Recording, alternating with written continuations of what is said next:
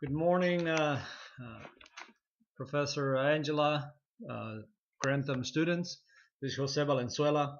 I'm going to go over my week 2 assignment, which is going to be a memorable speech. Well, to me, it's memorable.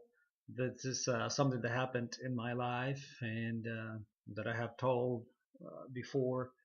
And what this is, it's the time when myself and my unit with the Missouri National Guard, uh, assisted during the Hurricane Katrina. Most of you probably remember those days. Well, I'm going to talk about, you know, from the time we got called up to assist, uh, what went on down the road, and by the time we came back. So it was quite memorable uh, adventure, I'm going to call it. Let's see. Myself and the majority of the guys from my unit, we had just came back from a deployment, an 18-month deployment. At the time, it was back in 2005. Most of the Missouri National Guard was involved somewhere in Iraq, somewhere supporting other military facilities. Bottom line, the majority of the soldiers for the Missouri National Guard were somewhere else other than home. And that's how it goes.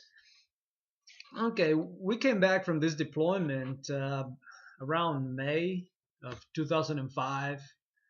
So May, June, you're kind of going back to a normal life, whatever normal is.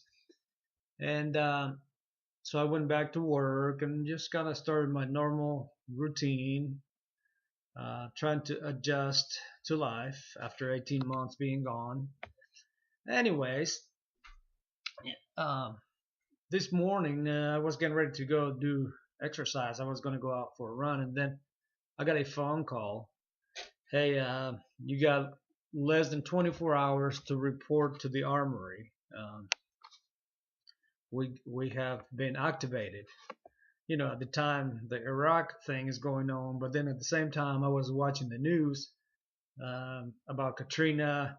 This huge hurricane building up in Gulf of Mexico, with the potential to hit New Orleans. So, anyways, that's what ended up being. They said we are going to go down to New Orleans to assist with devastation. Uh, it had already hit land, the hurricane. So a lot of troops in the state of Missouri got activated. We're talking about thousands. Now let's think about something that was going on at the time. Remember, I mentioned that uh, about 2 years prior to Katrina, most of the Missouri National Guard was on some sort of deployment, Iraq, or supporting other military installations. And what I mean by this is all the equipment, all the trucks were just sitting, not being driven, just sitting there. Um, okay, and this is going to play a role as we move along. All right, so we got activated. We all report to the armory the next day with bags packed. That was part of the activation plan. Show up with all your clothing. We're going to be gone for whatever long it takes, months, who knows. So everybody showed up. You kissed the wife. Bye, see you later. So here we go. We have to line up these different convoys leaving from different towns in Missouri, all heading toward New Orleans. The first stop was going to be, let's see, in Arkansas, at Camp Robinson, North Little Rock, Arkansas. That's where we were going to spend the first night. That's what we thought. Well, everybody took off. These trucks have been sitting for 2 years, not being driven. So guess what? Tires started blowing up. It was hot. It was August, almost September. It was hot. This equipment had not been driven. Engines started blowing up. Water leaks, fuel leaks. Uh, by noon of that by noon of that first day, we lost about 10 trucks strung out from anywhere from Missouri all the way to North Little Rock, Arkansas. And my job as a maintenance officer back then, a motor sergeant of a recovery section, was to retrieve any broken piece of equipment. So sure enough, here comes the first phone call. Hey, mile marker, this and that. You have a truck deadlined, uh, both tires blown up. You need to retrieve that and figure out where you're going to get tires. Well, we got to the first truck, hooked it up to a tow truck, took off, no big deal. 20 minutes later, hey, you got another truck, a mile marker, such and such. You need to be prepared to tow that truck because there's extensive damage. Showed up, sure enough, we still have like 3 more tow trucks. So we hooked it up to this tow truck, and everybody just kept going toward Camp Robinson, North Little Rock, Arkansas. Uh, by the time by the time we got to Camp Robinson, we had at least 20, excuse me, at least 10 trucks broken. So we tow as many as we could, and as we got to Camp Robinson, we had mechanics already working on equipment. Some equipment we were able to fix and keep it rolling. Some equipment just was damaged beyond repair, or it was going to take a lot of time to get this piece of equipment repaired.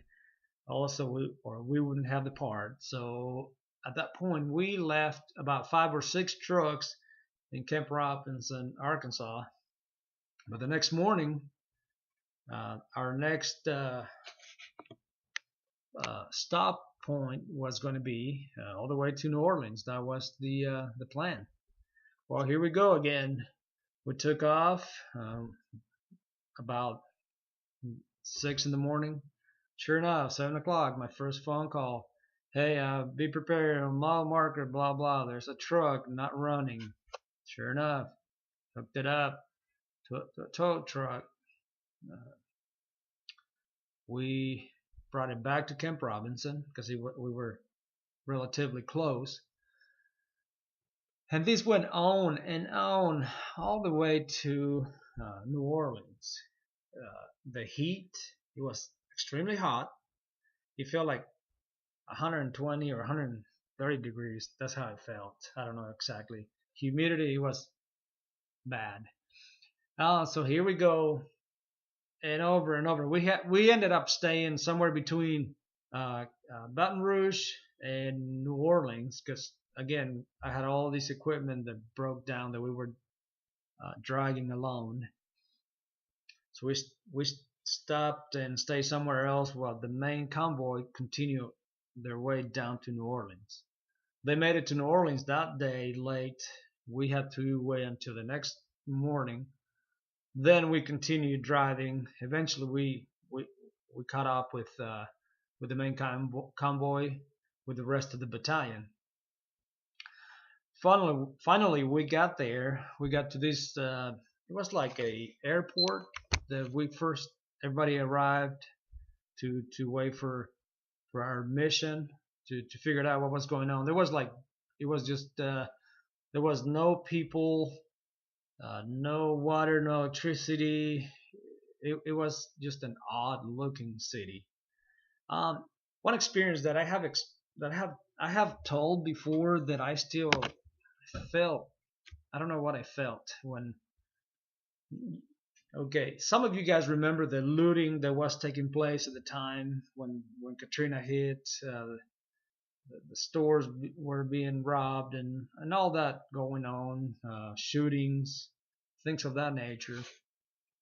We showed up. They issued everybody their M16 and ammo, like 2 magazines full of ammunition. And they started talking about the potential threats and this and that. And I remember one thing that I will never forget.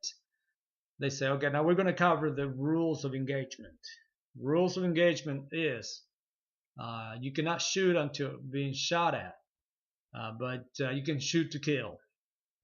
And to me, it was like, wait a minute, we're here in the United States. This is our people. They we're being authorized to shoot to kill.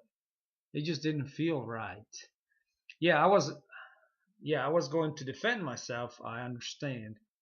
Our mission there was to help these people, to support these people, but it felt something when they say you can shoot to kill if you are being threatened or being shot at.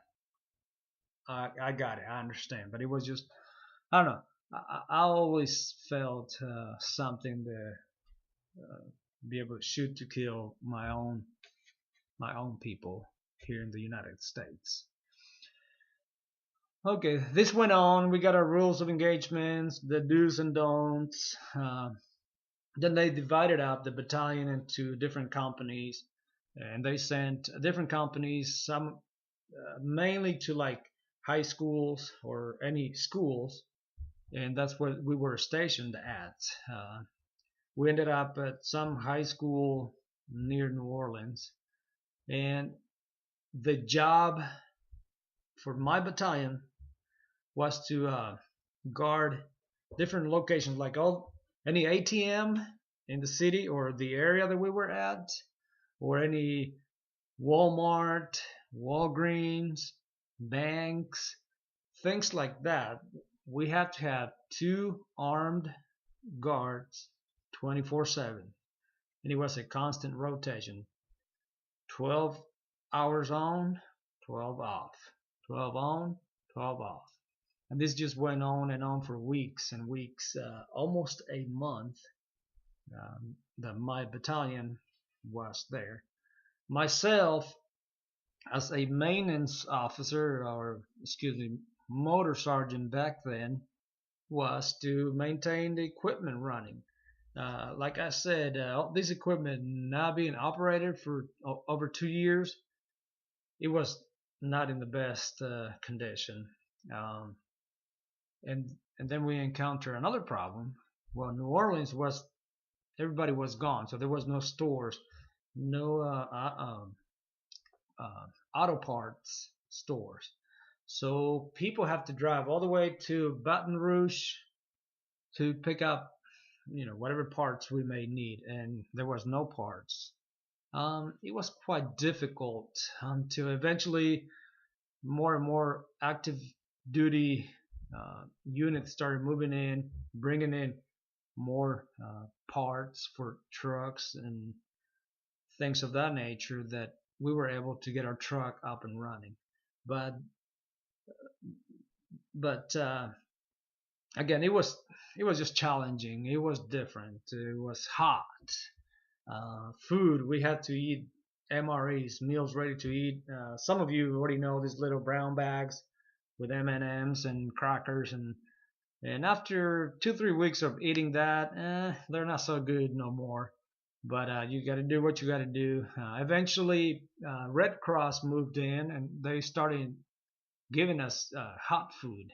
It tasted so good. Just a simple uh, plate with green beans and whatever. It was just awesome. Just not MREs. Um, then almost a month into this, then we got our orders to go back to Missouri. Other units were coming in, so they started rotating troops and personnel. So we were able to head on back home.